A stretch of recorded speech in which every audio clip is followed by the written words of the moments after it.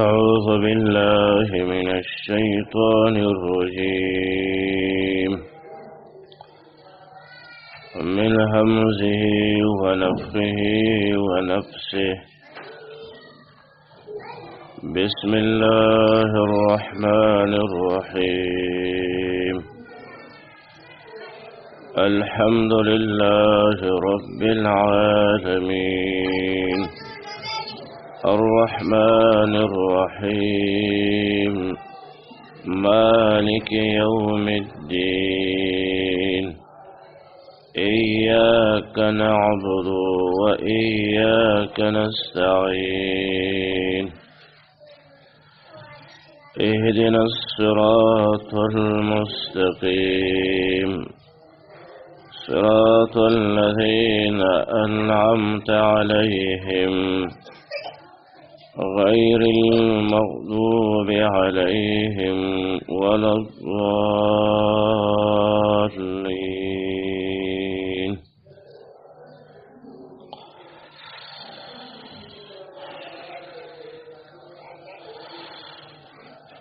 دیتا سورة فاتحة وی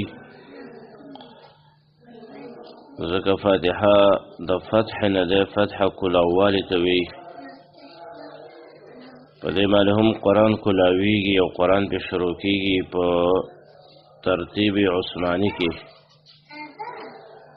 او دارنګه په ترتیب کتبی کې چې عثمان رضی الله عنه دا ترتیب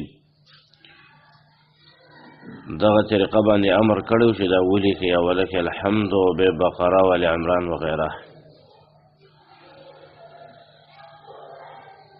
او دیم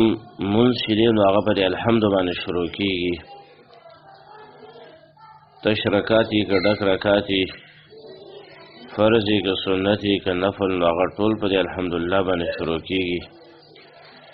بغیر د سورۃ فاتحه نه منشل هغه نه کیږي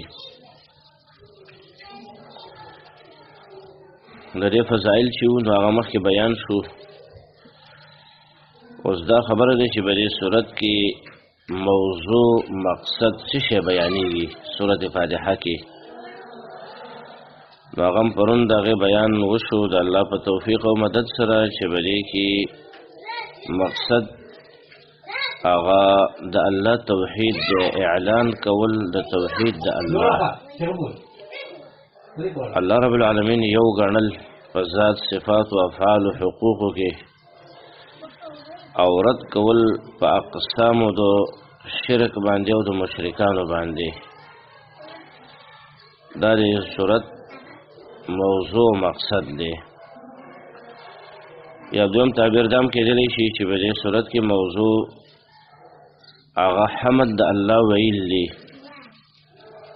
د الله رب العالمین حمد ویل چې دا حمد به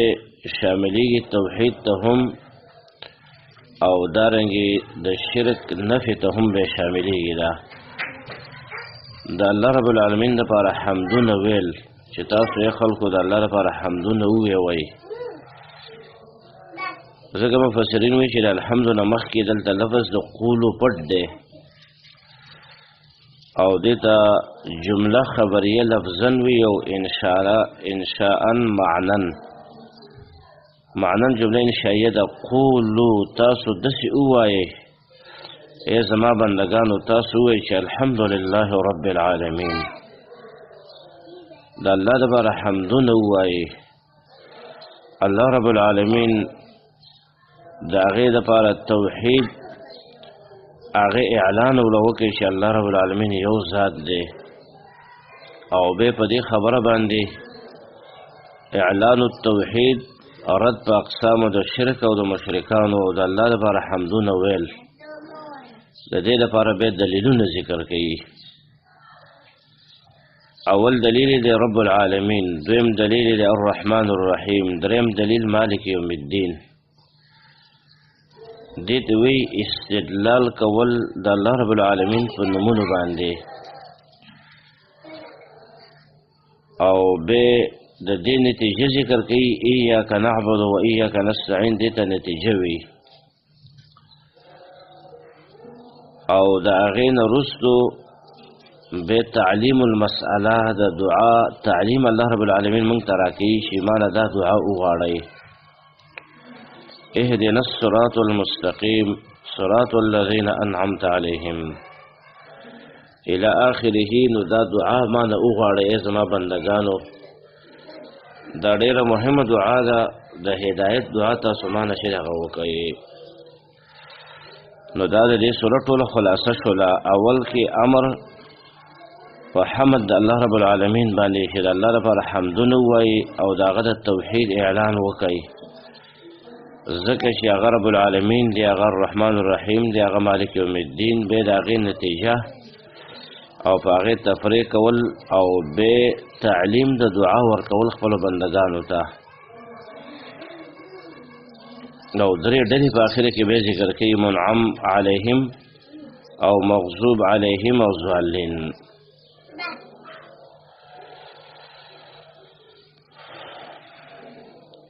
الحمدلله چې نو دا ډیره مهمه کلمه ده. حمد وی د الله رب العالمین دپاره صفتونه بیانول، د هغه ثنا ویل، د هغه صفتونه ویل، که د نعمت په مقابله کې وي او که بغیر د نعمت نه په هر حالت کې د الله حمدونه ویل، دې ته وی حمده، د الله صفتونه کول. که موږ او تاسو الله رب العالمین نعمتونه راکړي او که نه یې راکړي، خو بیا هم د دې الله لپاره حمدونه شته دی او خاص د الله لپاره حمدونه دي. په دنیا کې هم د الله لپاره حمدونه دي او په آخرت کې هم د الله لپاره حمدونه دي. په خوشحالۍ کې هم د الله لپاره حمدونه دي او دارنګې په مصیبتونو پریشانیو کې هم د الله رب العالمین لپاره حمدونه دي. الحمدلله. که بالفرض و تقدیر الله رب العالمین موږ او تاسو له یو نعمت هم را نه کړي که نه، یو نعمت هم، بیا هم د الله رب العالمین د حمدونو لایق دی. داسې عظیم رب دی او سره د دې نه چې موږ او تاسو له ډېر نعمتونه راکړي دي، ډېر نعمتونه رب العالمین موږ له راکړي دي. نو د نعمت په مقابله کې الحمدلله ویل پکار دی. او دې ته رأس الشکر ویلی شوی دی. الحمدلله لفظ ته رأس الشکر، دا د شکر سر دی. ډېر انسانانو چې تپوس وشي چې ستا حالت څنګه دی، نو په هغه چې کله نعمتونه وي هغه وي شکر دی. نه شکر مه وایه بلکې ووایه چې الحمدلله. که وروسته شکر ذکر کوې ذکر یې که نه ذکر کوې مې ذکر کوه، خو لفظ الحمدلله ووایه. په دې لفظ باندې الله رب العالمین ډېر زیات خوشحالیږي. دې د وجې نه حدیث کې راغلی دی، نبی صلی الله علیه وسلم فرمایلی دی چې قیامت په ورځ باندې کله تله د میزان ولګېږي، نو په هغې کې به عملونه تللی شي. نو الحمدلله داسې لفظ دی چې په دې باندې ټوله تله د میزان ډکېږي. دومره تله ده چې د اسمانونه چې موږ ته ښکاري دا بره، یو اسمان موږ ته ښکاري او د دې نه بره بل دی او بل اووه اسمانونه دي، اووه ځمکې دي. که دا اووه اسمانونه اووه ځمکې د دې په تله د میزان په دې یو چابړي او په یو طرف کې واچولی شي، نو هم پکې دا ځایږي. دومره غټه تله الله رب العالمین پیدا کړې ده زموږ ستاسو د عملونو تللو لپاره.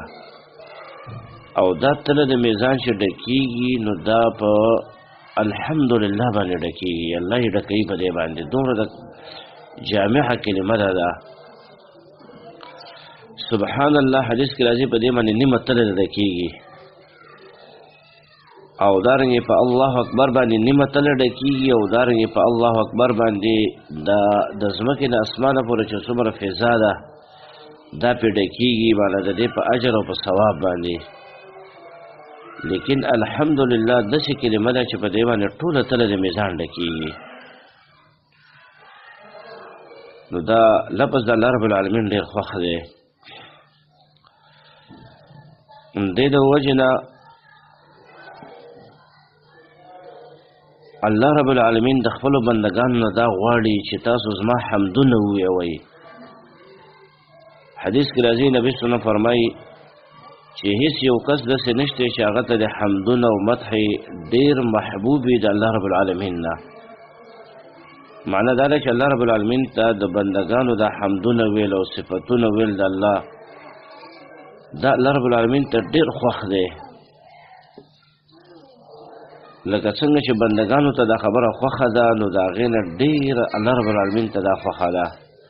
بندګان هم دا غواړي چې یاره خلک زموږ صفتونه وکړي، هلکه پلانکی داسې ښه سړی دی، پلانکی ډېره ښه زنانه ده او دا صفتونه پکې دي. دا ښه صفتونه چې څوک زموږ او ستاسو بیانوي نو په دې باندې بنده خوشحالېږي. لیکن د الله رب العالمین دپاره چې څوک حمدونه کوي نو الله پې ډېر خوشحالېږي. الله ته دا مدح او د الله دا حمدونه ډېر خوښ دي د خپلو بندګانو نه، چې هر وخت کې بنده وایي چې الحمدلله. په دې باندې خپله ژبه عادت کول پکار دي. هلکه ستا طبیعت اوس څنګه دی ته وایې الحمدلله، بیماري دې څنګه دی ته وایې الحمدلله. دارنګه پلانکی کار څنګه وشو نو ته وایې چې بس الحمدلله داسې طریقه باندې وشو. د الله ډېر نعمتونه په موږ باندې دي. نو الحمدلله داسې کلمه ده چې رأس الشکر د شکر سردار دی ده، او په دې باندې تله د میزان چې دغه ډکېږي. سوچ باندې خبرې اورئ، سوچ باندې عمل پې کوئ. دا لفظ زده کړه چې الحمدلله د هر وخت کې د خولې نه دا لفظ راوباسه الحمدلله. بعضې زنانه شکایتونه ډېر کوي، بعضې سړي داسې چې د الله نعمتونه چې هغه سپک ګڼي او دارنګې داسې ګڼي چې بس ما باندې نعمتونه نشته دی، بس په پلانکي باندې دي او په پلانکۍ ښځه باندې دي. د هغې خپل کور دی او د هغې خاوند دی او د هغې بچي دي او ډېر نعمتونه په دې په ما هېڅ هم نشته دی. د الله نه خفه وي، د الله نه مرور او شکایتونه کوي. په دې الله ډېر خفه کېږي. الله امتحانات راولي په دنیا کې، موږ او تاسو ټولو باندې امتحانات راځي، لیکن د الله نعمتونه ډېر دي چې موږ د هغې شمار نشو پوره کولی. قرآن کې الله رب العالمین فرمایلی دی، سورة النحل کې دی او نور سورتونو کې نشته دی وَإِن تَعُدُّوا نِعْمَةَ اللَّهِ لَا تُحْصُوهَا. ای زما بندګانو که چېرته تاسو د الله رب العالمین نعمتونو شمار شروع کوئ که نه نو تاسو سر ته نشئ رسولی. الله دومره نعمتونه په موږ او تاسو باندې دي والحمدلله. که د هغه نعمتونو شمار موږ او تاسو شروع کړو نو دا سر ته نشو رسولی. دومره نعمتونه د الله دي. دا څونه قیمتي سترګې موږ له راکړي دي، قیمتي لاسونه دي، خپې دي، دا یې تاله درکړي دي، موږ له یې راکړي دي. دارنګې په دې بدن کې دا رګونه موږ له پیدا کړي دي، وینې پیدا کړې ده، اعصاب دماغ یې پیدا کړي دي، زړه او د هغې رګونه او بس داسې پسې ورځه.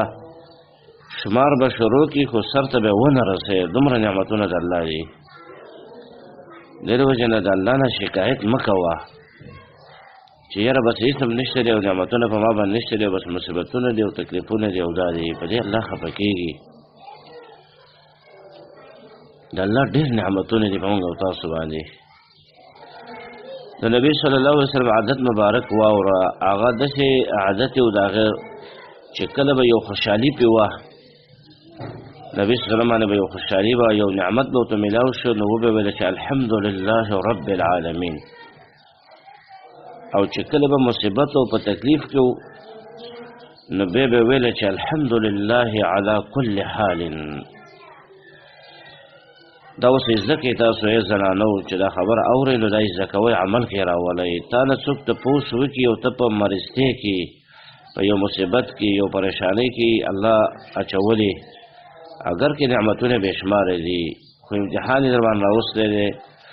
نو چې کله مصیبت وخت کې تا نه څوک تپوس وکړي چې ته څنګه یې نو ته ورته ووایه الحمدلله علی کل حال. داسې لفظ وایه الحمدلله علی کل حال. او چې کله په نعمت کې او نعمتونه رب العالمین له درکړي او صحت دې برابري او دارنګې مال برابري او کور او داسې نور نو په دغه وخت کې ته به وایه الحمدلله الحمدلله رب العالمین. دا ډېره اوچته کلمه ده او په دې باندې الله رب العالمین ډېر خوشحالېږي د خپلو بندګانو نه. بعض مفسرین لیکي په سورة اسراء په دې اولنی آیاتونو کې د نوح علیه السلام صفت راغلی دی چې انه کان عبدا شکورا. دا نوح علیه السلام چې نو دا و د الله رب العالمین بنده شکر گزار، ډېر شکرونه به کول هغه. نو مفسرین هلته لیکي چې دا څنګه بنده شکر گزار و چې الله تعالی شکر گزار بنده ویلی دی او د دې لقب او صفت یې ورکړی دی. د دې وجه دا ده چې کله به د خوراک کوو هم د الله حمد به وویل الحمدلله، کله چې به اسکاک وکړو نو به ویل الحمدلله، کله چې به جامه واغوستل نو به ویل الحمدلله. نو الله رب العالمین ته شکر گزار بنده وویو، شکر گزار بنده. هغه ښځه شکر گزاره ده، هغه سړی شکر گزار بنده د الله دی چې کله روټۍ وخوري نو ووایي الحمدلله، چې کله اوبه وڅښي چای وڅښي نو ووایي الحمدلله، چې کله جامه واغوندي او نورې دعاګانې له نه درځي نو ووایي الحمدلله. دا ښایسته کلمې دي د رب العالمین چې په دې باندې انسان د الله شکر گزار بنده جوړېږي. انه کان عبدا شکورا. د الله بې شماره نعمتونه دي، نو په هر نعمت باندې الحمدلله ویل پکار دي. د نعمتونو شکر دې باندې به موږ او تاسو دا به کله موږ ادا کوو اله چې موږ په نعمت باندې الحمدلله ووایو. حدیث کې راغلی نبی صلی الله علیه وسلم فرمایي چې اول چې جنت ته انسانان را بللی شي نو دا به هغه خلک اول من یدعى الى الجنه الذين يحمدون الله في السراء والضراء.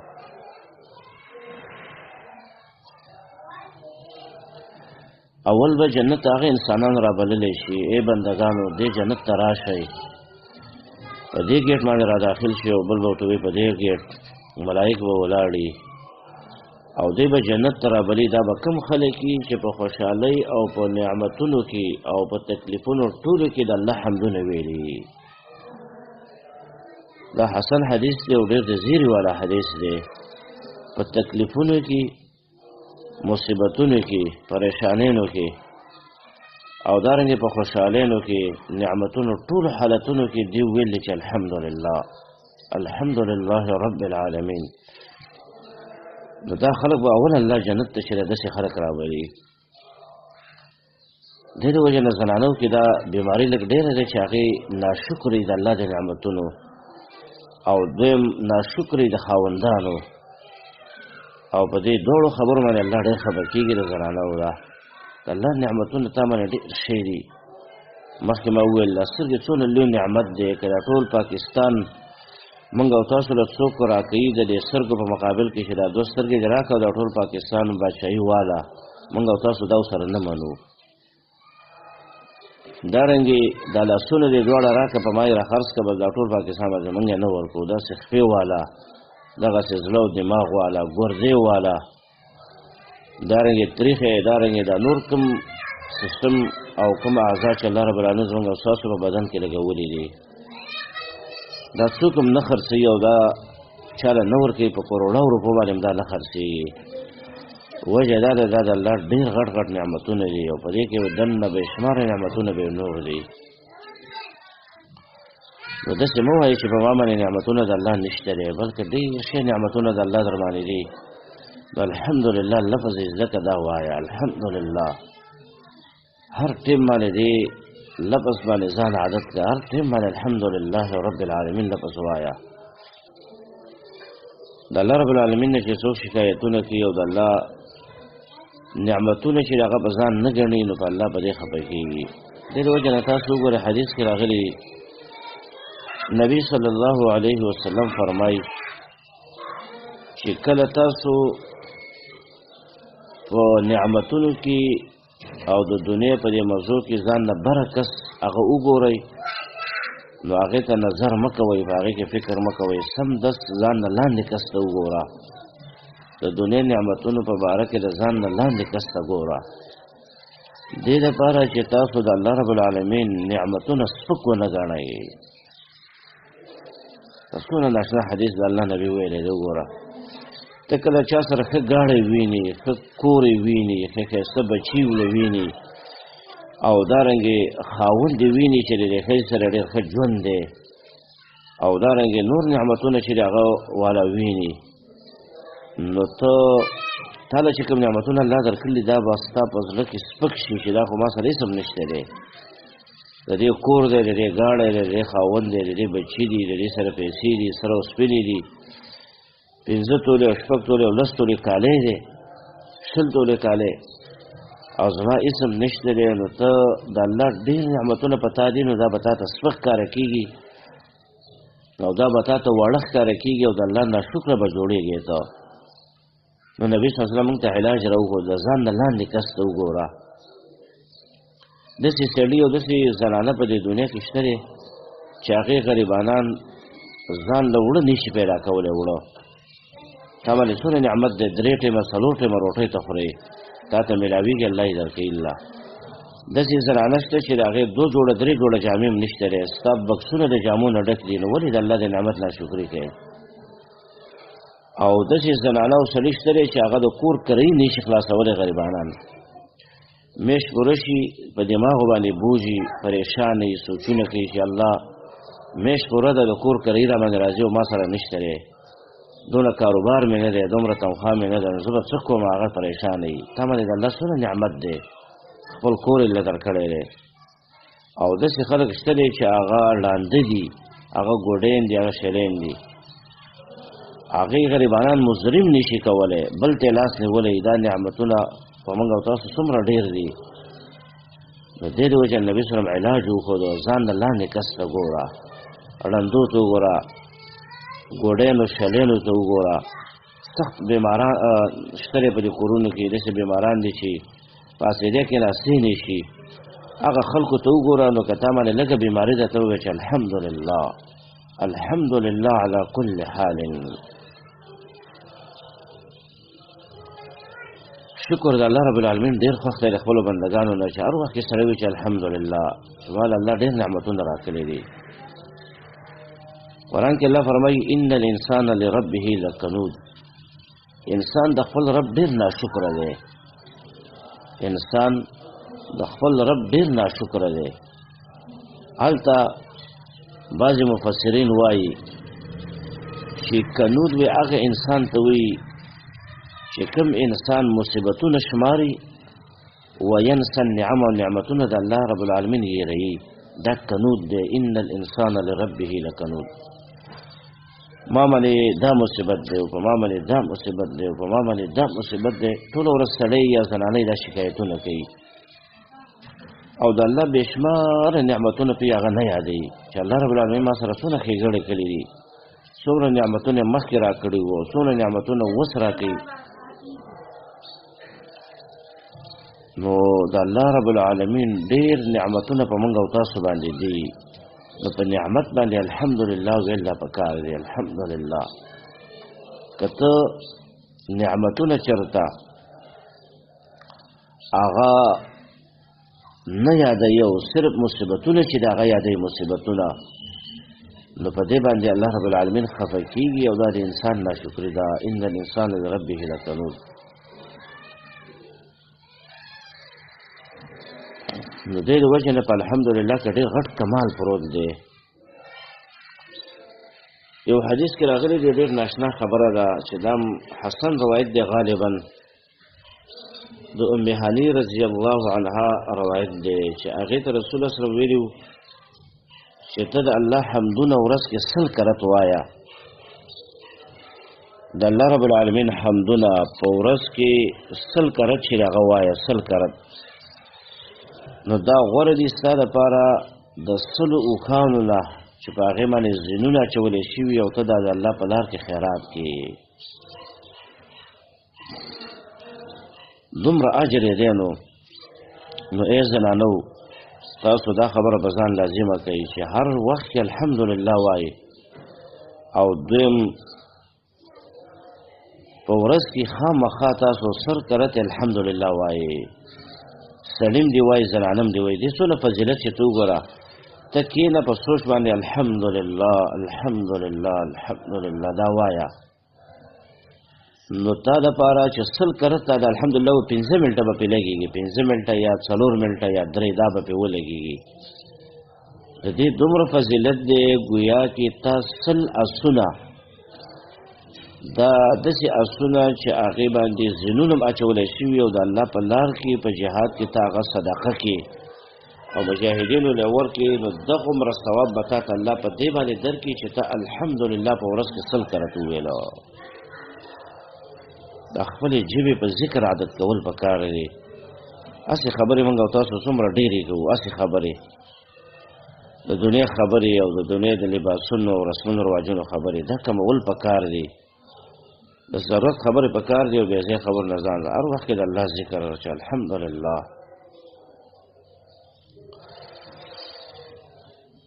یو ناشنا خبره دا واوره چې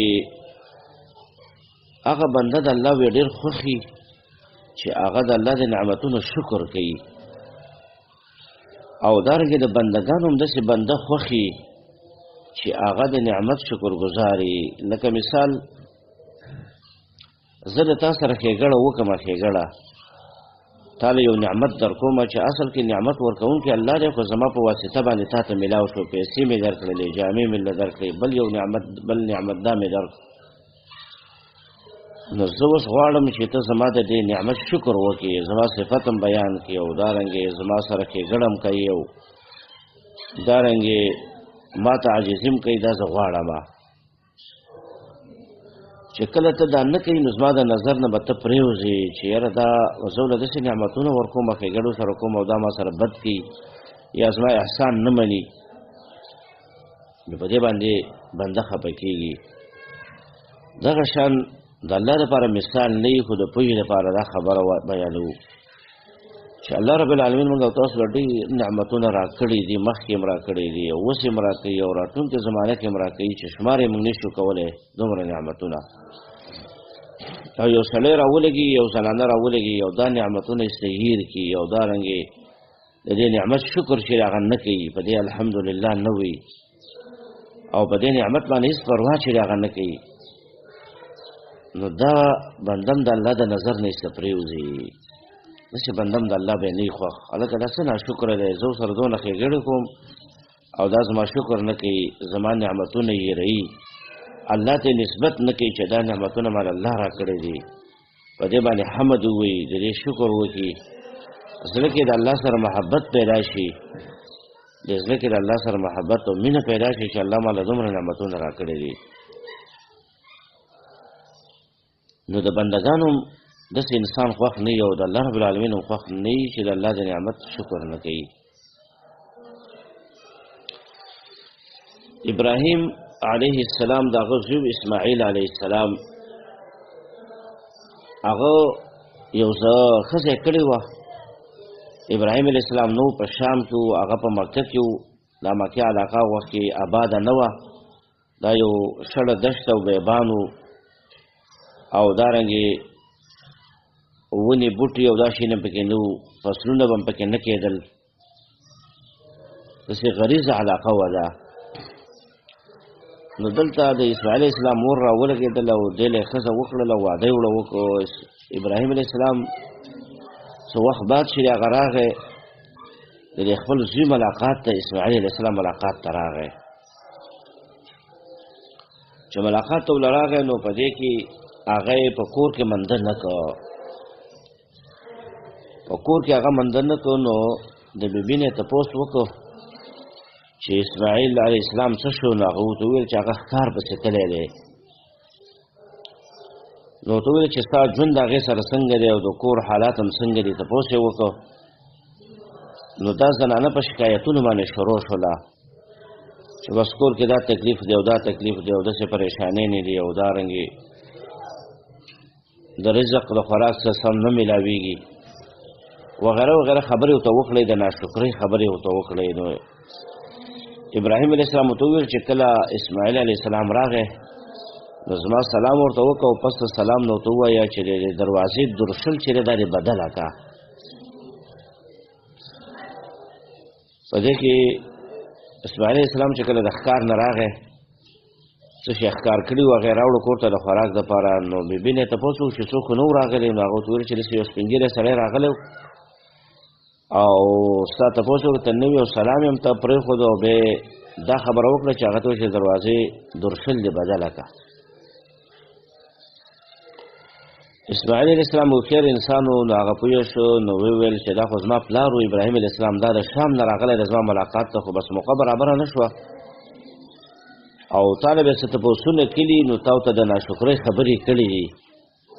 دروازې درشل بدله کړه معنا دا ده چې ته دا ښځه طلاقه کړه به دا زما پلار دی هغه ما ته دا حکم کوي چې دا ښځه دې طلاقه کړه ځکه د ناشکرۍ خبرې چې هغه ورته کړي دي نو بس هېڅ زنانه یې طلاقه کړه. په دې کې بل واده چې دی هغه یې وکړو بل واده چې کله وکړو نو په دې کې کال پس تقریبا والله اعلم بے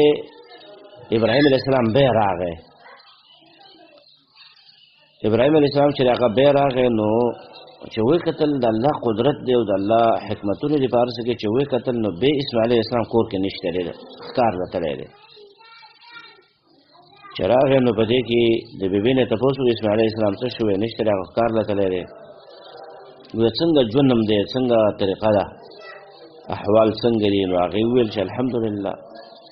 هر څه ډېر دي او د الله نعمتونه دي او بس دا دی او هغه دی شکرګزاري کول او د الله په نعمتونو الحمدلله ویو نو په دې کې ابراهیم علیه السلام ډېر خوشحاله شو او وویل چې هغه چې کله راغی نو زما سلام به ورته ووایي او پس د سلام نه به ورته ووایي چې دا دروازې درشل مه بدلوه دا صحیح ده او صحیح ده چې کله راغی نو ټوله څوک نه وو راغلی ویلی چې یو سپین ږیری سړی راغلی و او ستا تپوس یې ورته نه وي او بیا سلام پرېښود او د هغې نه پس دا خبره وکړه چې دروازې درشل مه بدلوه دا صحیح ده نو هغې ته وویل چې دا زما پلار دی ابراهیم علیه السلام دا د شام نه راغلی دی څونه مزل یې کړی دی خو بیا ما سره ملاقات هغه موقع برابره نه شوه الله حکیم علیم دی هر څه باندې او دروازې درشل مه بدلوه معنا دا ده چې دا ښځه مه طلاقوه دا صحیح ده د هغې وجه دا وه چې د ښځې ناشکري ونه کړه بلکې حمدونه د الله یې وویله شکرګزاره ښځه وه نو ځکه یې ورته وویل چې دا مه طلاقوه نو وګوره الحمدلله ویلو کې یو په شکرګزارۍ کې دومره فایده شوله چې هغه اوله ښځه یې په خپل زوی باندې طلاقه کړه وجه دا ده چې ناشکره وه د الله د نعمتونو ناشکره نو ابراهیم علیه السلام ورته وویل دا پرېږده دا طلاقه کړه او چې کومه شکرګزاره ووې دا د دروازې درشل دی نو دا مه بدلوه هغه زنانه چې د الله د نعمتونو شکر کوي او د خاوند شکرګزاري هغې له الله ډېرې اوچتې مرتبې به ورکوي هر وخت کې د هغې په خوله باندې جاري وي چې الحمدلله خاوند په باره کې تپوس دې وشي بس الحمدلله ډېر ښه خاوند مې دی او ډېر نعمتونه ما له راوړي او دارنګه ډېره ښېګڼه را سره کوي لیکن عامې زنانه چې نو هغه د الله د نعمتونو ناشکره او غالبا د خاوند ناشکري هم کوي حدیث کې راغلی دا حدیث رایا چې د فایدې لپاره به ذکر کړو امام بخاری رحم الله دا حدیث راوړی دی په کتاب الایمان کې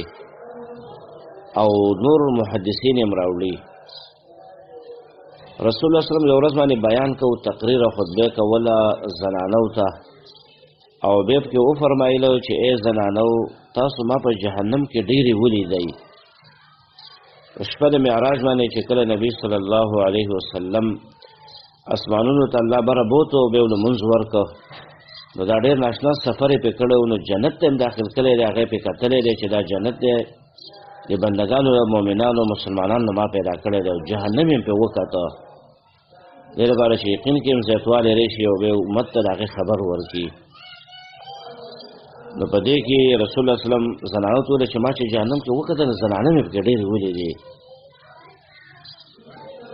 نو په دې کې د زنانو کې یو زنانه هغې تپوس وکړه یا رسول الله ولې موږ جهنم ته ډېرې ځو او جهنم کې تا ډېرې ولیدو جهنم ته ولې موږ ډېرې ځو او جهنم کې چې تا ډېرې ولیدو دې څه وجه ده نو هغې نبي صلی الله علیه وسلم ته وفرمایل چې تاسو کې د ناشکرۍ صفت دی تاسو ناشکري کوئ د دې ناشکرۍ د وجې نه جهنم ته ډېرې ځئ که سلیم ناشکري وکړي هغه به هم جهنم ته ځي لیکن زنانه ناشکري ډېرې کوي نو ځکه اور ته روانې دي نبي صلی الله علیه وسلم بیا ورته وفرمایل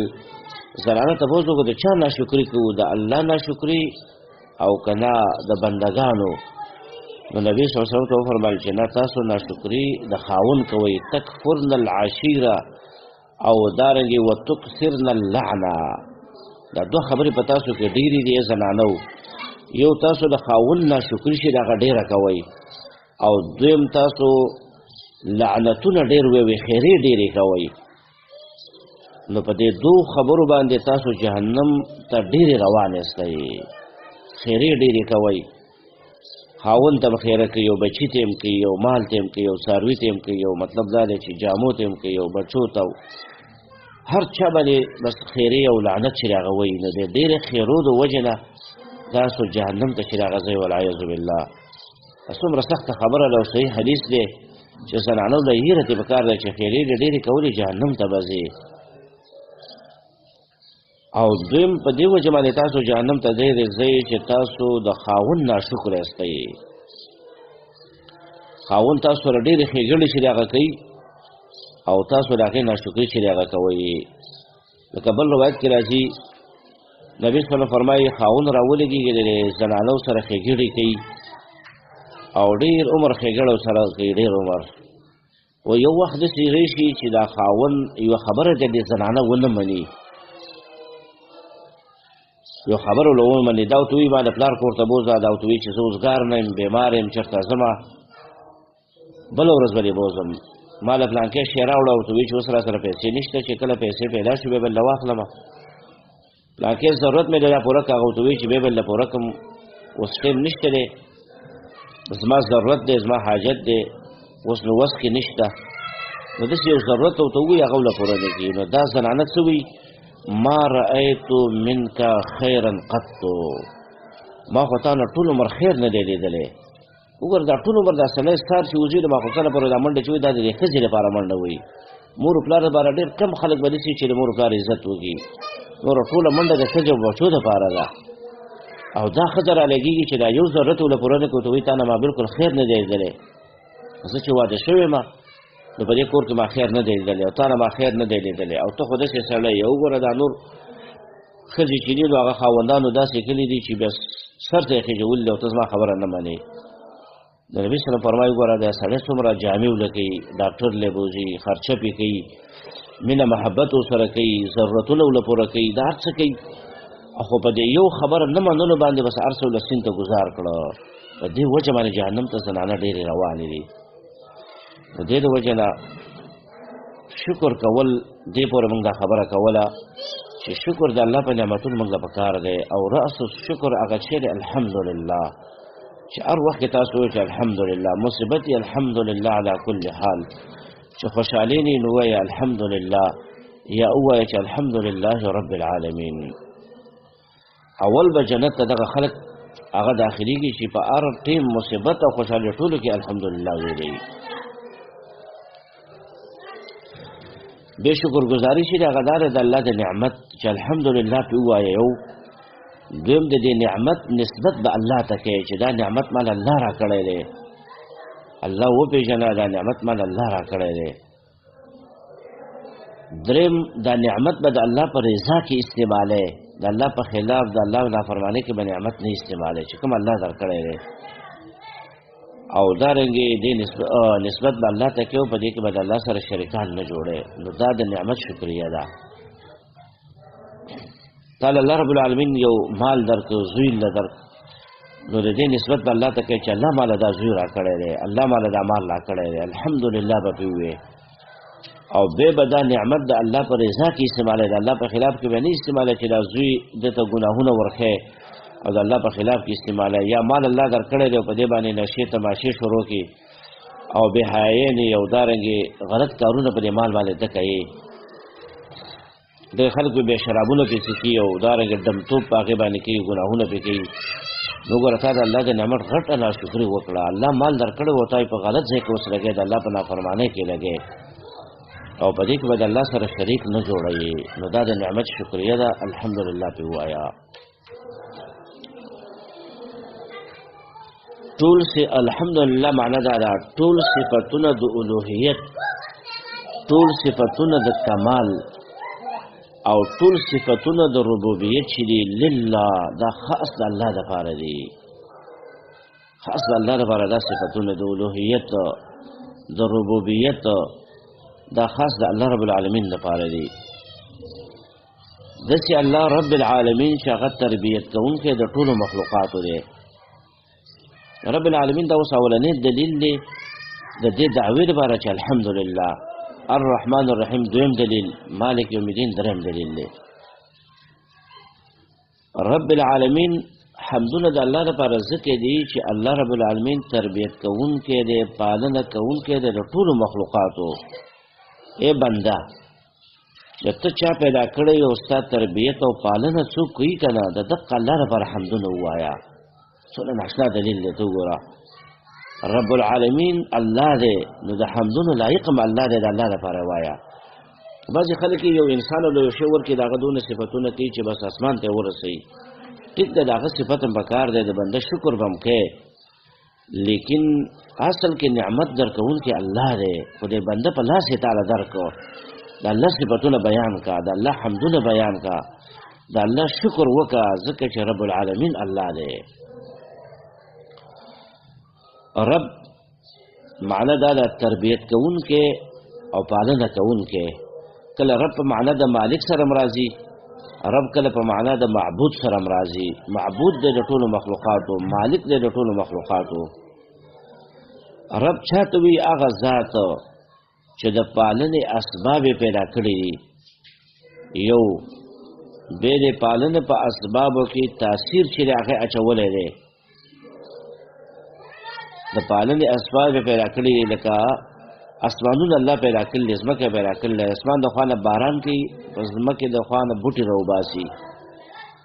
غنم جوار وربشي سبزیانې دا د الله د ځمکې نه راوباسي دا د تربیت اسباب دي که باران نه کېږي زمونږ او ستاسو به د لږ یو د تندې نه مړه شو ځکه چې باران نه کېږي لاندې په ځمکه کې اوبه وچې شي بیا د غنم نه کېږي جوار نه کېږي وربشي نه کېږي دا به بیا څنګه کېږي نه کېږي که نه د الله داسې لوی ذات دی چې اسمان یې پیدا کړه د هغې د لاندې وریځ پیدا کړي د هغې نه بارانونه را دغه کړي را نازل کړي او د دې باران په وجه باندې رب العالمین د ځمکې نه زمونږ او ستاسو لپاره غنم جوار وربشي او دارنګې سبزیانې میوجات دا فروټ وغیره چې دا ټول د ځمکې او د بارانه سره تعلق لري دا الله وکړي هغه نه به موږ او تاسو خوراک کوو بې اسباب د رزق چې دي او د پالنې دا الله پیدا کړي دي او دارنګې بې د دې لپاره موږ او تاسو له خوله را کړې ده مرۍ را کړې ده معدې را کړې ده پړپوس وغیره دا یې را کړی دی چې دا نه نو بیا دا نعمتونه به وي خو دا انسان بیا نشي استعمالولی چې دا مرۍ نه وی نو موږ او تاسو دا خوله او ژبه نه وی نو موږ به تاسو به روټۍ څنګه تېرولې نو ګوره دا اسباب هم الله پیدا کړل موږ له او بیا په دې اسبابو کې تاثیر اچوونکی نو دا هم الله دی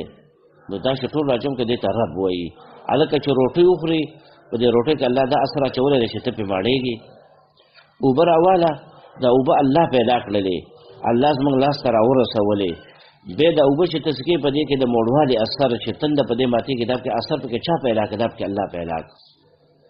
او ستا په بدن کې د هغې لپاره هغه اعضا پیدا کړلو چې په هغې باندې د اوبه ورشي نو بس څه موړ شي او تنده یې ماته شي داسې لوی الله دی اسبابو پیدا کوونکی هم دی او دارنګې بیا د په اسبابو کې د اثر پیدا کوونکی هم دی دا بل څوک نشي کولی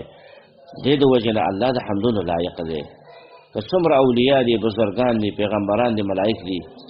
هغه نه اسباب پیدا کولی شي د اسباب د رزق او اسباب د پالنې او نه په هغې کې به اثر پیدا کولی شي ټول عاجز دي مخلوقات ټول عاجز او ټول مخلوقاتو له دا پکار دی چې د الله حمد ووایي عالمین دا جمع ده د عالم عالم هغه څه ته وایي چې د الله نه سوا چې دا څومره مخلوقات دي دې ته عالم وایي په دې کې ډېرې خبرې دي خو هغه د طالبانو سره تعلق لري د علماو سره خو لیکن لنډه خبره به پکې موږ دا وکړو چې دلته عالمین جمع راوړله وجه دا ده چې عالمونه په دنیا کې الله ډېر پیدا کړي دي او د دې ټولو رب الله دی د دې ټولو مالک او خالق الله دی هغه دا دی چې د ملائکو عالم دا یو عالم شو د انسانانو عالم دا بیل عالم دی د پیرانو عالم دا بیل دی بیا د نباتاتو عالم دا بیل دی د حیواناتو عالم بیل دی او دارنګه د اسمانونو عالم بیل دی د ځمکو عالم چې دغه بیل دی د وحوش او د طیورو بیل عالم دی او دارنګه د مائعاتو د اوبو بیل عالم دی د ور بیل عالم دی ډېر ښه عالمونه دي چې الله پیدا کړي دي د دې ټولو رب چې دی مالک او خالق یې څوک دی الله دی که ملائک دي که پیران دي که انسانان دي که حیوانات دي که اسمانونه دي که ځمکه ده که اوبه دي که ور دی او که دنیا کې نور شیان دي ټول د دې ټولو پیدا کوونکی څوک دی الله دی او دا ټول الله ته محتاج دي او دا ټول الله ته فقرا دي او الله ته ضرورت دی او د الله رب العالمین هیڅ چاته ضرورت نشته دی او د هیڅ چاته محتاج نه دی دغه ته وی رب العالمین تربیت کوونکی دی پالنه کوونکی دی د ټولو مخلوقاتو چې څومره الله پیدا کړي ټولو تربیت الله کوي نو ستا تربیت هم الله کوي ستا پالنه هم الله کوي نو دقه الله حقدار د څه دی د دې دی چې د هغه لپاره حمدونه وویلی شي الحمد لله رب العالمین رب العالمین چې دی نو د دې اطلاق به په بل چا باندې نه کېږي رب العالمین صرف هغه څوک دی الله بل انسان ته بل مخلوق ته رب العالمین لفظ ویل دا شرک دی دا جائز نه ده الرحمن الرحیم دا الله چې دی نو دا عام مهربان دی په دنیا کې الرحیم او خاص مهربان دی په آخرت کې په مؤمنانو دا دویم دلیل دی د دې دعوې لپاره چې الحمدلله ټول صفتونه د الوهیت خاص د الله لپاره دي ولې ځکه د الله رحمان دی د الله رحیم دی نو دا د دې لایق دی چې دغه حمدونه دې ویلی شي ای بندګانو د الله حمدونه وی ځکه چې الله رحمان دی رحمتونه الله کوي نعمتونه الله ورکوي مصیبتونه الله اړوي دعاګانې الله قبلوي نو دغه الله د حمدونو لایق نه دی څو ځکه تاسو د الله لپاره حمدونه ووایئ چې هغه بې حده مهربانه ذات دی الرحمن علما ویلي چې الرحمن معنا بې حده مهربان دې د وجې نه د دې اطلاق د الله نه سوا په بل چا باندې نه کېږي الرحمن دا صرف الله دی بنده ته دا نوم ایښودل دا جایز نه دي علماو ویلي دي چې دا نوم د بنده لپاره ایښودل دا بالکل جایز نه دی که د چا رحمان نوم وي نو دا به بدلوي ضرور د خامخا به دا نوم بدلوي رحمان بل څوک نشي کېدی په غیر د الله نه ځکه رحمان معنا دا ده چې بې حده زیات مهربان او بې حده زیات مهربان چې دی هغه بندگان او مخلوق دا نشي کېدلی دې د وجې نه کوم کسان چې وایي چې رحمان بابا دا نوم غلط دی یا رحمان الله نوم ږدي نو دا نوم غلط دی ځکه د الله دام د الله خاص نوم دی او رحمان د الله خاص صفت دی په غیر الله باندې د دې اطلاق چې هغه جایز نه دی الرحمن او د رحیم اطلاق به په بندگانو باندې چې هغه کېږي ځکه چې قرآن کې د رسول الله صلی الله علیه وسلم په باره کې ویلی شوي دي چې وبالمؤمنین رحیما په مؤمنانو باندې رسول الله ډېر رحم کولو والا دی نو بندگانو باندې به د اطلاق د رحیم کېږي لیکن د رحمان اطلاق هغه باندې نه کېږي نو رحمان نوم دا غلط دی دې د وجې نه داسې څوک وایي رحمان بابا دا غلط دی بلکې د هغه نوم هم عبدالرحمن دی ښه عبدالرحمن بابا ووایا او یا ح په ځای باندې ښې ملګرې کړه رحمان بابا ووایا رحمان بابا نو بیا ټیک ده که ته رحمان وې نو ټیک ده یا صحیح نوم یې دا دی چې عبدالرحمن بابا رحمان نوم به په خپل بچي باندې نه ږدي الرحمن صرف څوک دی الله دی بیا علماو فرق ذکر کړی دی د الرحمن او د الرحیم چې دوه نومونه د الله دلته راوړو په یو باندې اکتفا ونه کړه ځکه چې د دواړو کې فرق دی. فرق دی د فرق د وجه نه الله دواړه نومونه ذکر کړه. دې کې فایده ده نو موږ بعضې ذکر کو بعون الله و توفیقه. اول رحمان چې دی نو دا تعلق د دنیا سره لري او رحیم چې دی نو دا تعلق د آخرت سره لري.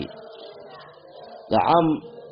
انسانان چې دي نو هغه دغه معنی غوره کوي او دا معنی کوي په خپلو تفسیرونو کې او دارنګې په خپلو کلامونو کې د دې دغسې معنی کوي. الرحمن معنا عام مهربانه دی په دنیا کې، په مؤمنانو مهربانه دی، په کافرانو مهربانه دی الله. ګوره د کافران د الله دشمنان دي خو رزق له څوک ورکوي الله، او دارنګې نعمتونه له څوک ورکوي الله یې ورکوي، او دارنګې د الله په ځمکه باندې ګرځي او د الله د نعمتونو نه فایدې اخلي، او بدن یې ورکړی دی، په بدن کې ډېر نعمتونه چې دي هغه یې ورکړي دي. دا الله څونه مهربانه دی. ته وګوره دشمنانو له نعمتونه ورکړي دي. الرحمن او الرحیم دا خاص مهربانه دی به په آخرت کې په مؤمنانو، دا د آخرت سره تعلق لري. ځکه د آخرت نعمتونه الله صرف ایمان والاو له دارنګې مسلمانانو له ورکوي. د آخرت نعمتونه الله به کافرو له نه ورکوي، مشرکانو له الله نه ورکوي والعیاذ بالله. دویم فرق دا دی چې رحمان دا تعلق لري د اسمان والاو سره او رحیم تعلق د ځمکې والا سره لري. الرحمن بے حد مهربانه دی الله رب العالمین په اسمانونو والا باندې چې اسمان کې څوک دي ملائکې دي، هغې ګناه نه کوي او نیکۍ نه کوي، نو په هغې باندې بې حده مهربانه دی. او رحیم چې دی نو دا تعلق د ځمکې والا سره لري چې ځمکه کې الله رحم کوي، لیکن کله کله الله عذاب هم ورکوي په ځمکه کې. وجه دا ده چې خلک ګناهونه کوي او توبه نه وباسي، نو د الله رب العالمین غضب هم شته دی او د الله قهر هم شته دی. نو د دې د وجې نه بیا هغو له سزا هم کله کله ورکوي، لیکن غالبا رحم چې دی هغه کوي په خپلو بندګانو باندې. دریم فرق چې بعض علماو دا کړی دی چې رحمان هغه ذات دی چې هغه نعمتونه ورکوي. الرحمن نعمتونه چې هغه الله ورکوي، نو ځکه د دې الله حمدونه پکار دي. او الرحیم نو دا هغه ذات ته وی چې هغه مصیبتونه د انسان نه لرې کوي او اړوي. دا هم ډېر ښایسته فرق دی. الله رحمان دی، نعمتونه موږ او تاسو له راکوي. الله رحیم دی، مصیبتونه موږ او تاسو له اړوي. څلورم فرق بعض علماو دا کړی دی چې رحمان هغه ذات ته وی چې لوی نعمتونه ورکوي. لکه سورة رحمان کې الله رب العالمین ډېر غټ نعمتونه ذکر کړي دي، نوم هم دی سورة رحمان. او رحیم هغه ذات دی چې دا واړه واړه نعمتونه موږ له راکوي. داسې لوی ذات چې غټ غټ نعمتونه موږ له راکوي او واړه واړه نعمتونه چې کوم دي نو هغې راکوونکی هم څوک دی؟ هغه هم الله دی. بل پیر ولی یو ډاکټر یو تعویزګر یو بندونو والا موږ له نعمتونه نشي راکولی. واړه نعمتونه دي او که غټ دي دا ټول موږ له الله راکړی دي. او یا دا دی چې رحمان هغه ذات ته وي چې د هغې نه کله سوال او دعا کېږي که نه نو هغه دعا قبلوي، او دارنګې زموږ او ستاسو له نعمتونه راکوي.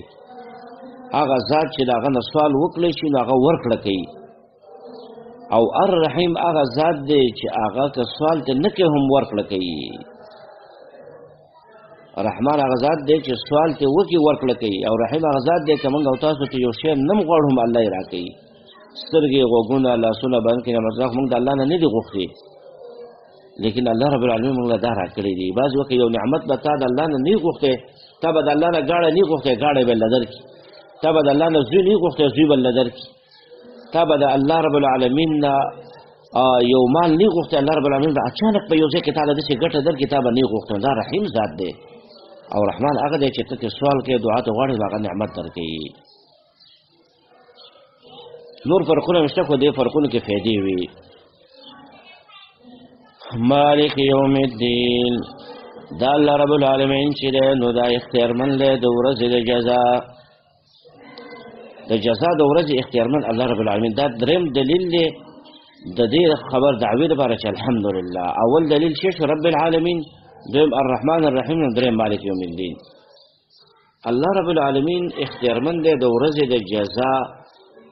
آخرت د ورځې مالک او اختیارمن څوک دی؟ الله دی. نو دقه الله د حمدونو لایق دی چې د هغه لپاره حمدونه وویلی شي،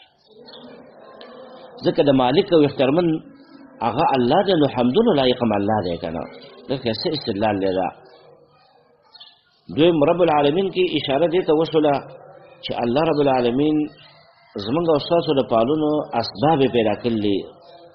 زمونږ خالق هم دی او زمونږ د پالنې اسباب یې پیدا کړلي، او په دې اسبابو کې اثر اچوونکی هم الله دی او تاثیر اچوونکی هم الله دی. رب العالمین کې دې ته اشاره شوه که نه. نو اوس به چا ویله چې ښه دا نعمتونه به موږ له څوک راکوي؟ نعمتونه موږ له چا راکړي دي؟ نو الرحمن الرحیم کې اشاره دې ته وکړه چې ګوره دا نعمتونه ورکوونکی هم الله دی، د هغه نه وغواړه. الرحمن الرحیم اسباب الله پیدا کړي دي، نو دارنګې ورکوونکی هم د دې نعمتونو ګوره الله دی. نو اوس دریم ذهن ته سوال راغی، هغه دا چې دا نعمتونه به موږ په خپل اختیار باندې استعمالوو نو چې څنګه م خوښوي. نعمتونه ورکوونکی خو الله دی، موږ له الله نعمتونه راکړو چې څنګه استعمالوو، بس استعمالوو به. نو الله وایي چې نه، مالک یوم الدین ګوره الله اختیارمند دی د ورځې د جزا. ګوره که نعمتونه د غلط استعمال کړه نو ګوره حساب ورځ باندې به شرمنده شي، به الله به له سزا درکړي، اختیارمند هغه دی. او که نعمتونه د الله د صحیح استعمال کړه، نعمتونه د الله د صحیح استعمال کړه،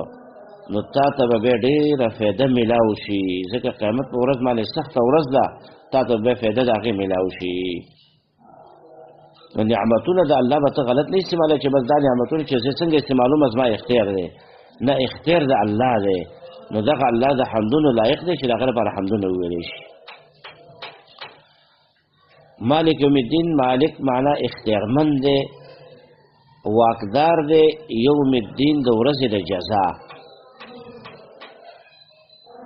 یوم الدین ذکر کړه چې دا د قیامت د ورځې ډېر نومونه دي، ډېر د دې ټولې د ورځې مالک دا څوک دی؟ الله دی. بعض علما وایي تقریبا 22 یا 23 نومونه د قیامت دا په قرآن کې الله رب العالمین ذکر کړي دي. 22 یا 23 نومونه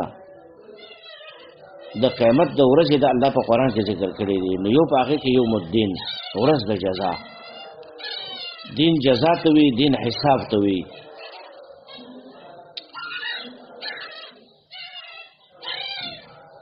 بے یوم کې اشاره دې ته وکړه چې د قیامت په ورځ کې یو خو حساب کېږي، د دې مالک او اختیارمن هم الله دی،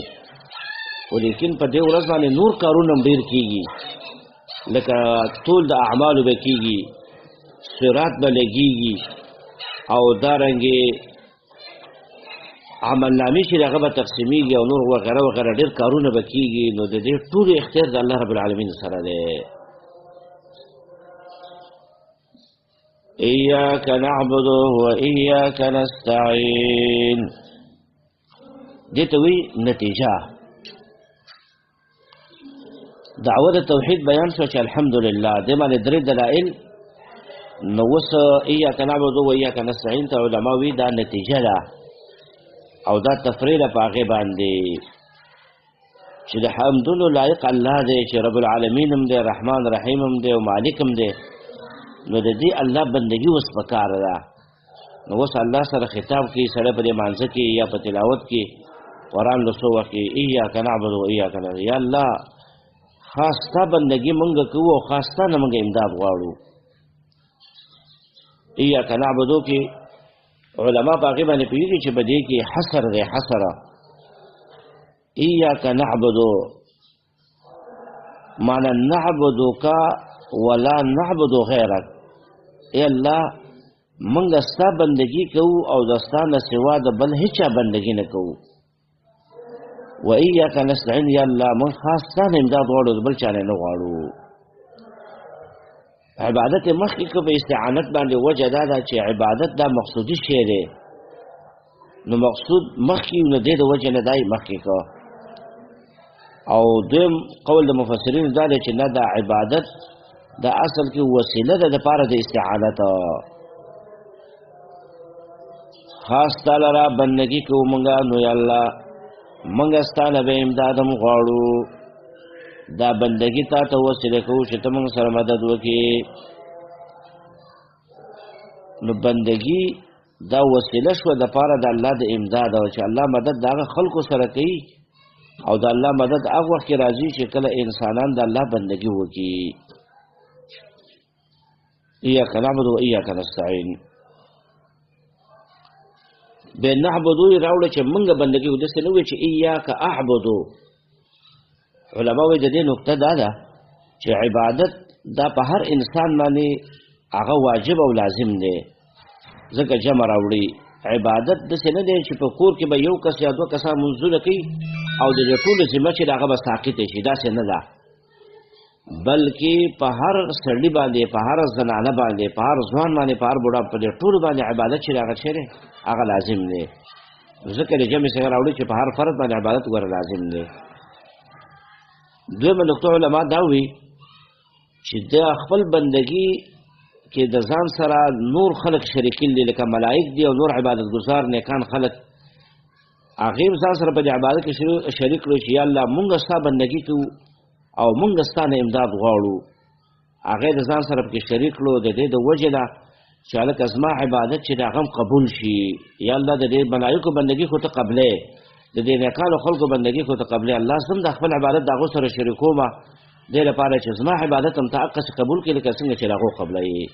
نو ځکه د جمع څخه چې هغه یې راوړي. و ایاک نستعین، خاص تا نه امداد موږ غواړو. دا امداد یې وروسته راوړو، وجه دا ده چې عبادت د دې لپاره وسیله ده. او دویم رد په مشرکانو باندې اصل کې چې هغې اکثر شرک په الاستعانت چې هغه کوي، مدد د غیر الله نه غواړي. دانې پرې راوخېږي وایي د دانو بابا له لاړ شي. ډېر سړي زنانه چې هغې ته روانې که کور کې څوک لیونی پیدا شي وایي لیونو بابا له بوځئ. که په چا باندې تبه او نیم سری راغی وایي دا د نیم سرو بابا له بوځئ، دا د پلاکي بابا له شي هغه بوځئ. دا شرک په دنیا کې ډېر دی. نو ځکه په دې مانځه کې موږ او تاسو د الله نه مدد هغه طلب کوو. و ایاک نستعین، یا الله تاسو داسې ووایئ چې موږ خاص تا نه امداد غواړو الله، ولا نستعین غیرک، الله ستا نه سوا موږ د بل هېڅ چا نه مدد چې هغه نه غواړو. دا د دې معنا شوله.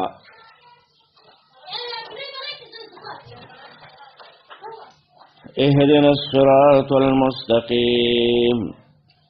دې ته ویل کېږي اوس تعلیم المسأله. الله رب العالمین موږ او تاسو له تعلیم راکوي د سوال کولو. چې کله د الله حمد او ثنا ووایي نو بیا وروسته د هغې نه تاسو دعا کوئ. علما وایي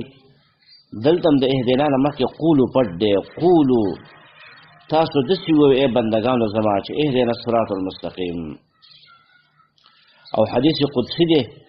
چې هغه مخکې موږ ویلی چې الله رب العالمین فرمایي قسمت الصلاة بیني و بین عبدي. ما منځ د مراد د صورت فعلا ما خپل بنده او خپل ځان په منځ کې ما دا تقسیم کړې ده. کله چې بنده وي الحمدلله رب العالمین نو الله وی چې حمدني عبدي. کله چې بنده وي الرحمن الرحیم نو الله جواب ورکوي اثنى علی عبدي. کله چې بنده وي مالک یوم الدین نو الله جواب ورکوي مجدني عبدي، زما شرافت او عظمت بیان که زما بنده. کله چې بنده وي ایاک نعبد و ایاک نستعین نو الله وی جواب ورکوي چې دا زما او د بنده په منځ کې نیم دی. ایاک نعبد دا د بنده کار دی، و ایاک نستعین او مدد کول چې دا زما کار دی. انسان بنده به عبادت کوي او الله به څه کوي؟ مدد کوي. او کله چې بنده وي اهدنا الصراط المستقیم د دې نه وروسته الله رب العالمین و جواب ورکوي چې هذا لعبدي ولعبدي ما سأل. دا زما د بنده لپاره شو او زما بنده لپاره به هغه څه چې کوم مانه غواړي. دې د وجې نه مازه کې سړی په توجه باندې دا ووایي نو الله رب العالمین سړي ته هدایت کوي. او علما وایي چې دا اصل کې جواب هم دی دپاره د یو سوال مقدره. هغه دا دی چې کله بنده وایي چې و ایاک نستعین یا الله خاص زموږ ستا نه مدد غواړو نو الله د خوا نه ورته وویلی شي چې کیف اعینک، ای بنده زه ستا مدد څنګه وکړم؟ نو ته چې ما نه مدد غواړې چې ما سره مدد وکړه او زه ستا نه مدد غواړم، زه ستا مدد څنګه وکړم؟ نو بنده وویله چې اهدنا الصراط المستقیم، یا الله مدد دا دی که نه ته ما ته نیغه لار راوښیې والله د ګمراهانو د فاسقانو مشرکانو بدعتیانو په لار باندې م روان نه کړې څومره د ګمراهۍ لارې دي الله په دنیا کې او هر سړی په امتحان کې اچولی دی چې دا په کومه لار روانېږي الله ما په سیده لار روان کوي ما ته هدایت چې د هغه وکړي او دویم د الله رحیم کریم ذات دی چې الله فرمایي چې د بنده لپاره به هغه څه چې ما نه غواړي نو په دې ځای کې داسې نه چې بنده ووایي چې یاره اوس دعا زما قبلیږي نو په دې کې بنده ته اختیار ورنه کړه چې ته اوس ما نه څه شی وغواړه چې زه یې له درکړمه نه بلکې الله رب العالمین او ته دعا چل ور وښود او ته وویل چې ما نه هدایت وغواړه ځکه د هدایت نه اوچت شی بل نشته که بنده له اختیار ورکړی وی کېدای چې بنده ویلی چې الله ما له دنیا راکړي ما له پیسې راکړي ما له ښځه او بچي راکړي او الله ما له دنیا کې کورونه راکړي نو دا خو اوچت شی نه دي که نه چې مړ شوي د هر څه پاتې دي تا له فایده خو نه درکوي په آخرت کې مالونه هم پاتې دي او ښځه او بچي هم پاتې دي او دارنګې کورونه او غاړې هر څه پاتې دي او هدایت د شی دی چې په دنیا کې هم تا ته فایده میلاویږي قبر کې هم تا له دا هدایت فایده درکوي آخرت کې او جنت ته دې رسوي نو ځکه الله رحمان دی مونږ او تاسو ته د سوال طریقه راکړو چې بنده دلته ګوره هدایت ما نه وغواړه چې دا ډېر اوچت شی دی اهدنا الصراط المستقیم قولو تاسو داسې ووایئ چې اهدنا الصراط المستقیم یا الله وښایې مونږ ته هغه لاره نیغه لار چې هغه مونږ ته وښایي په دې باندې هغه مشهور اشکال دی بعضې خبرې داسې چې هغه د علماو د طلباو سره تعلق لري مونږ ځکه پرېمښودلې یو نیمه خبره ترې راخلو د ضرورت د وجې نه چې هغې کې فایده وي هغه دا دی چې یو سړی قرآن کلاو کې قرآن تلاوت کوي یا په مونځ باندې ودرېږي نو هغه ته خو الله هدایت کړی دی نو مونږ څنګه دا وایو چې اهدنا الصراط المستقیم بل دا په یو مانځه کې تا هدایت وغوښتلو دی بل مونځ ته چې ودرېږي خو مسلمان یې مؤمن یې تا ته الله هدایت وکړي په مانځه ودرېږي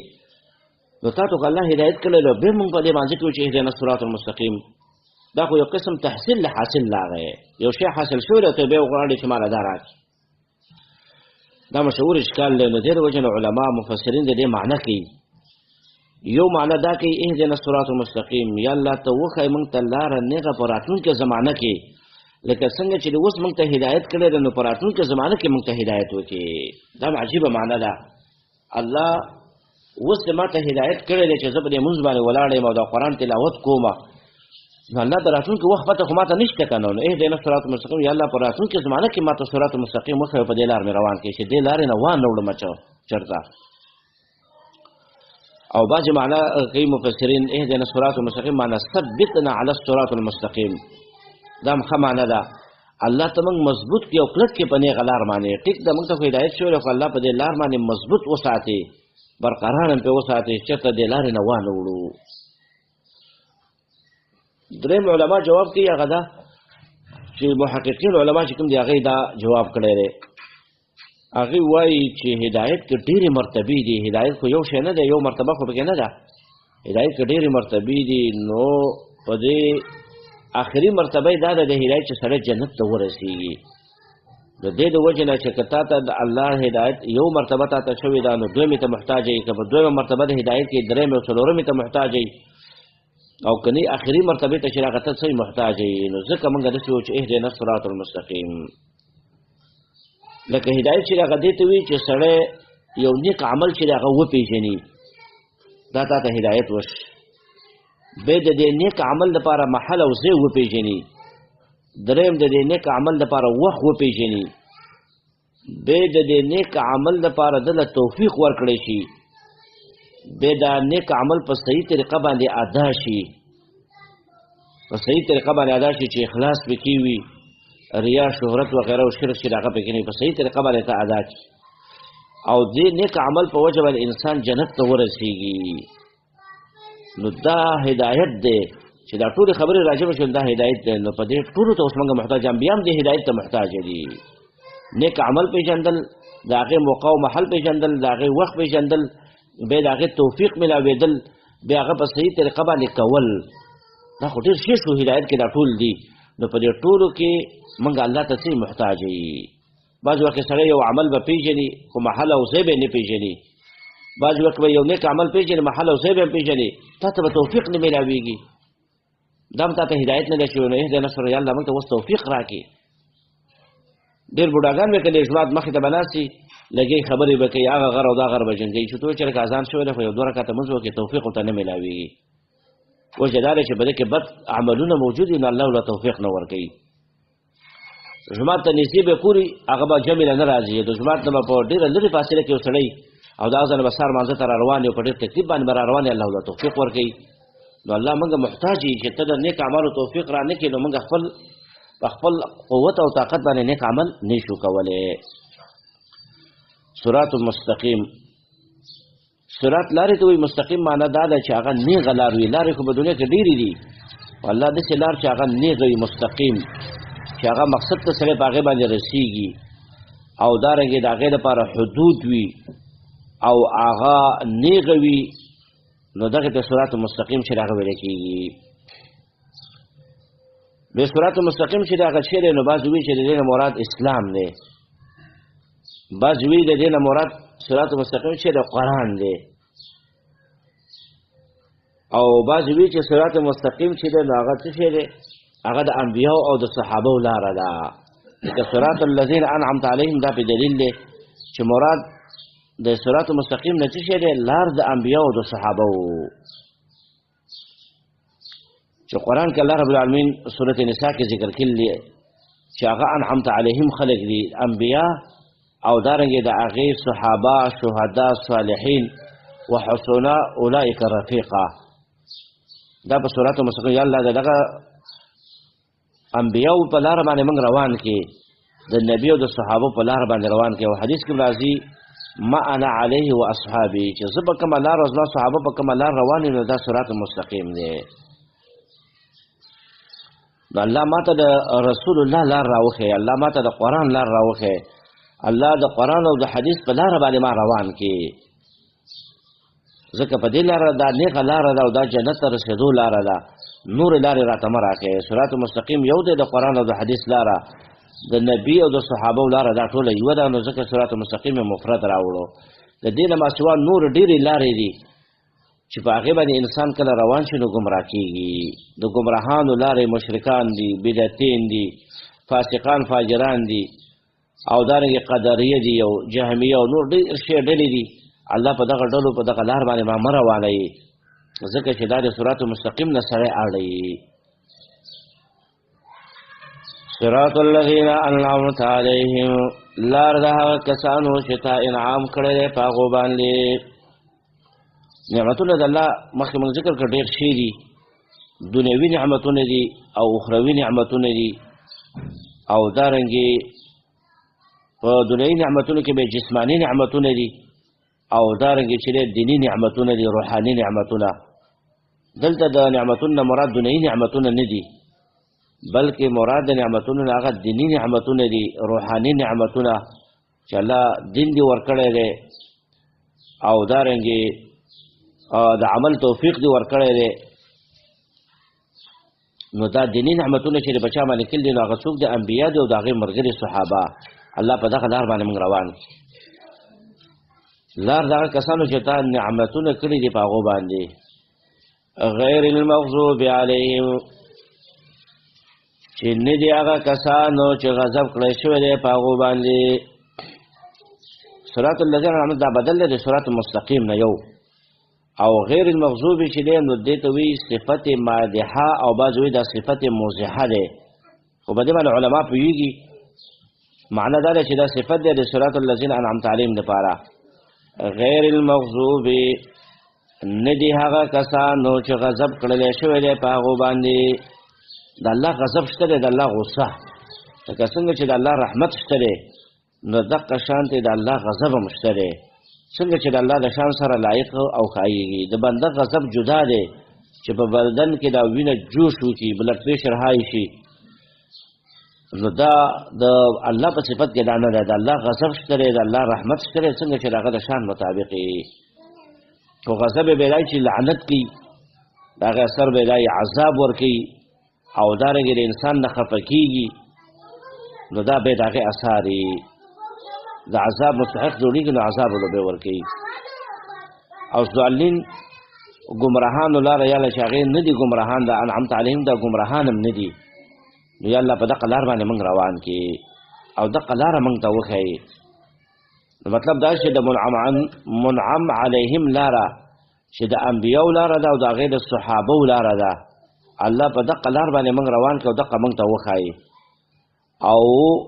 د کافرو لاره د ګمراهانو لاره الله دا راته مخی او په دې باندې موږ مه روانوي. مغضوب علیهم یو روایت کې راځي، ترمذی روایت دی چې دې نه مراد یهود دي او ضالین نه مراد نصارا دي. دا د دې اولنې مصداق دی او دا رسول الله صلی الله علیه وسلم ذکر کړی دی په تور د مثال. مطلب دا نه دی چې صرف مغضوب علیهم یهود دي او ضالین چې دي هغه نصارا دي، دا مطلب نه دی. خدای په تور د مثال ویلی دی چې دا اولنې مصداق دی او مثال دا دی لکه یهود دې زمانه کې او نصارا. دویم فرق دا دی چې مغضوب علیهم چې دا کسان دي چې هغه عنادي کفر کوونکي دي، ښکاره کفر کوونکي عنادي. ضالین منافقان دي. مغضوب علیهم ښکاره کفر کوونکي او ضالین چې دي نو هغه پټ کفر کوونکي منافقان. یا مغضوب علیهم چې دا هغه دي چې هغه د حق سره عناد کوي، عنادي کافران دي. او ضالین هغې ته وایي چې هغه د جهل د وجې نه کفر کوي، جاهلان. عنادي کافران او دارنګې جاهلان کافران. یا مغضوب علیهم هغې ته وایي چې سره د علم نه ګمراهاني، سره د علم او سره د ګمراهاني لکه یهود. او ضالین هغې ته وایي چې بغیر د علم نه علم سره نشته، جاهلان دي خو د جهل د وجې نه هغه ګمراهان شوي دي. دا یې مصداقات دي. نو یا الله د دې په لار باندې موږ مه روانوي. اسباب د غضب به قرآن کې ذکر دي، اسباب د ضلالت هم ذکر دي چې هغه وروسته په خپلو ځایونو کې راځي. ډېر آیاتونه او ډېر شی دي، تقریبا 14 اسباب د غضب او دغسې د ضلال دي. په آخره کې آمین ویل دا د متعلقاتو د سورت فاتحې نه دي. آمین به وی که ته په مانځه کې دا وی، که قرآن تلاوت چې هغه کوي او دارنګې که هسې یو ځای کې ته لکه څوک د مایې په صورت فاتحه باندې لکه مخکې موږ ویل دا د دم صورت دی، صورت شفا ورته ویلی شوې ده، او صورت رقیه د دم والا صورت دی. صحابي په یو کس دم کړی و چې مار لړم چې چلی و، ابو سعید خدري رضی الله عنه بیا 10 ګډان چې د هغې د هغو نه اخیستي و او هغه سړی مار لړم چې چلی و الله جوړ کړو، اووه ځلې په صورت فاتحه لوستلې وه. دا ډېر کمال والا صورت دی. صورت الشفا، صورت رقیه، صورت کافیه او صورت وافیه، ام الکتاب، ام القرآن او دارنګه صورت کنز او صورت النور، اساس القرآن، صورت الصلاة او تعلیم المسأله. دا ډېر ښه نومونه او تقریبا 22 نومونه. دا په کمال د دې صورت باندې دلالت کوي. نو دې د وجې نه دا صورت چې ختم کړو نو آمین به وی، دا لازمي خبره ده. آمین معنی دا ده یا الله دا دعا زموږ قبوله کړي، ځکه چې په دې کې دعا ذکر شو کنه چې الله موږ ته نیغه لار راوښیي او په نیغه لار باندې مضبوط کړي. نو آخره کې به ته ووایې چې آمین. آمین معنا یا الله دا دعا زموږ قبوله کړي.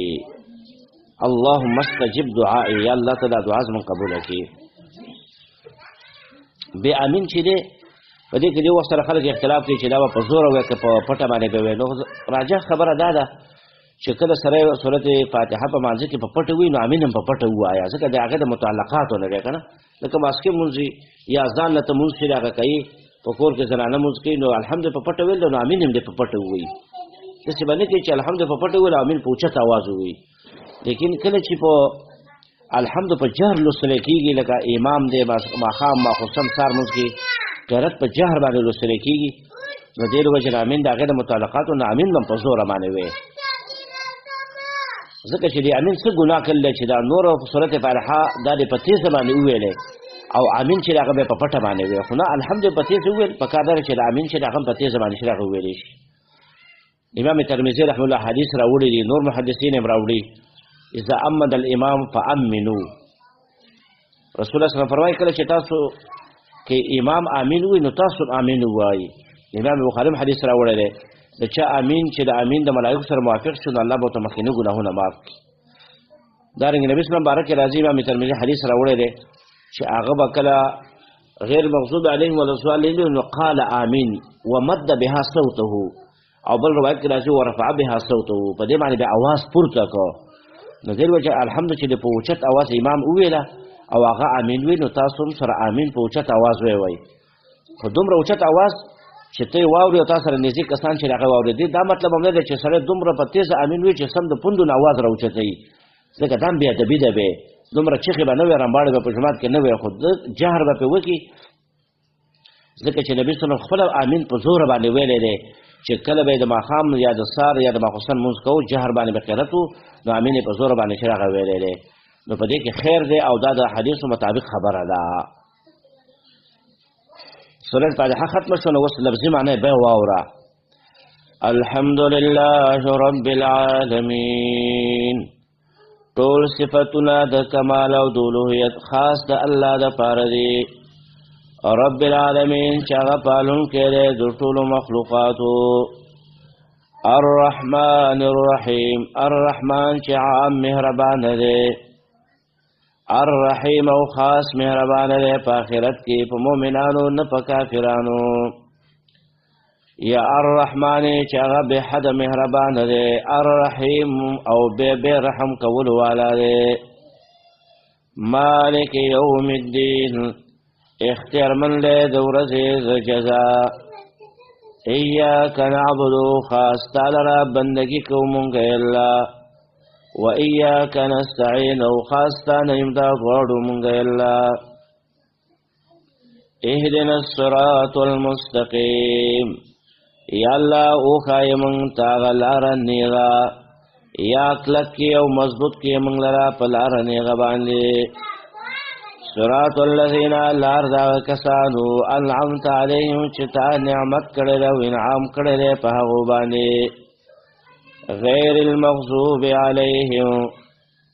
ندی هغه کسانو چې غضب کړل شوی دی په هغه باندې غیر المغضوب ندی هغه کسانو چې غضب کړل شوی دی په هغه باندې